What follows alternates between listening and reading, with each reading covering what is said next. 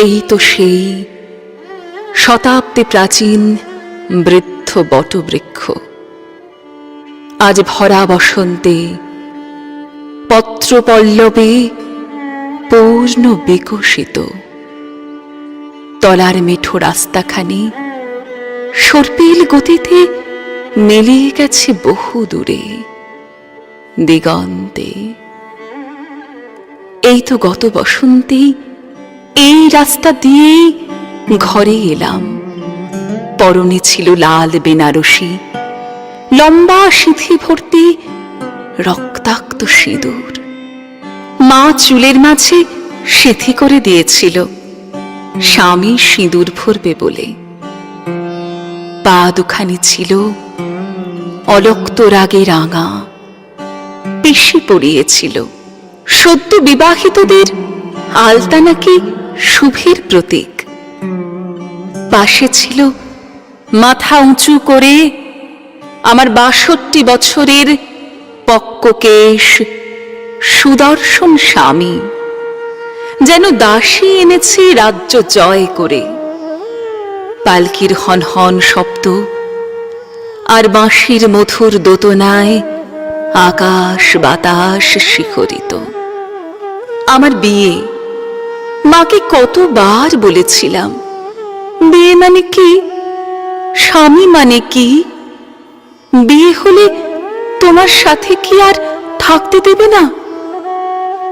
মা ম্লান হাসি দিয়ে চোখের জল ঢেকেছিল। আমার বয়স কত তখন, ১০ কি ১১? বড় পিসি শুনে হেসেছিল। যে বটবৃক্ষ আমাকে রাঙা বেশে রাঙা চোখে লাল বেনারসিতে এ গাঁয়ে ঢুকতে দেখেছিল, আজ নিয়তির ফেরে সে দেখছে তারই তলায় আমি হাঁটছি সাদা থানে শূন্য সিঁথিতে। সব রং ঝরে গেছে ঘণ্টা ৫ আগে। হায় রে অমর বৃক্ষ,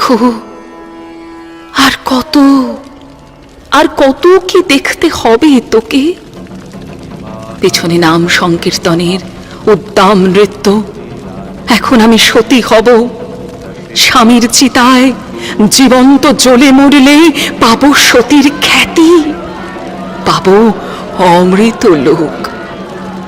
আহা, কত সৌভাগ্যবতী আমি! ১ বছরের অভিজ্ঞতাতেই শিখে নিয়েছি বিয়ে কি, স্বামী কি, সতী কি। শিখে নিয়েছি ক্ষুধা যন্ত্রণায় কাতর থেকেও আগে স্বামী সেবায় মন ভরিয়ে কিভাবে পতিব্রতা হওয়া যায়। যখন স্বামী এলো তখন যৌবন এলো না, আর যখন যৌবনের প্রথম কলি ফুটল তখন স্বামীর সুখ নিভে গেল অস্তাচলে। এখন সতী হওয়ার পালা। সতী না হলে স্বামীহীন উদ্দাম যৌবন যদি সমাজের ব্যভিচার আনে। হায় রে, একচোখা সমাজ ব্যভিচারেও একটা পুরুষ লাগে। তবে বারবার কেন আমাদের এই সতীদাহে সতী হয়ে পড়তে হয়? গঙ্গার তীরে স্বামীর নিথর দেহ চিতায় শোয়ানো, মুহুর্মুহু বৈদিক মন্ত্রে গঙ্গার নির্জন শ্মশানো মুখরিত আজ।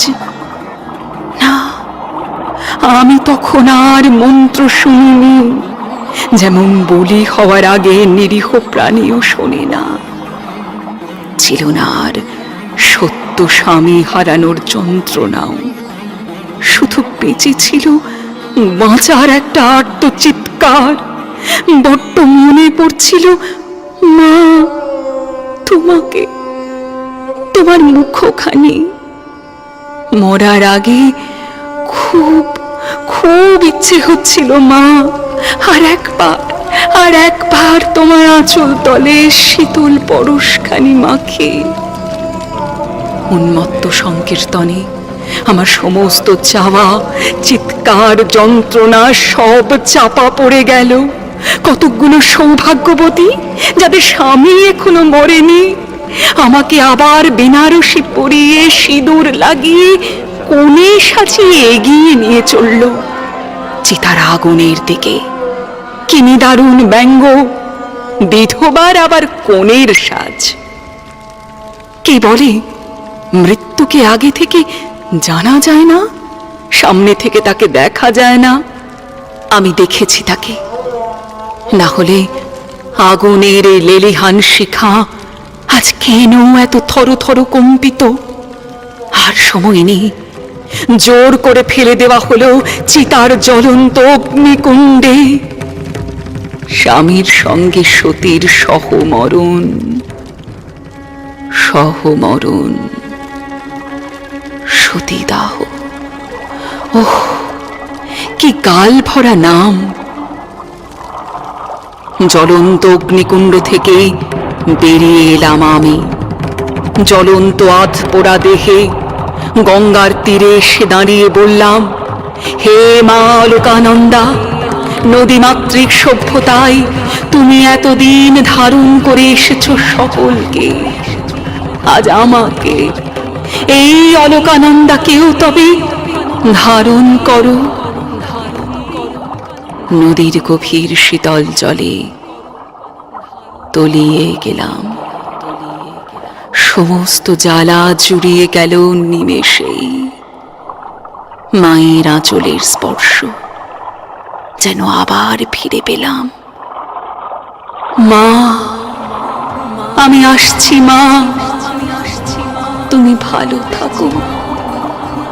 আমি কিন্তু বাঁচতে চেয়েছিলাম মা, সতী হতে চাইনি, সতী হতে চাইনি।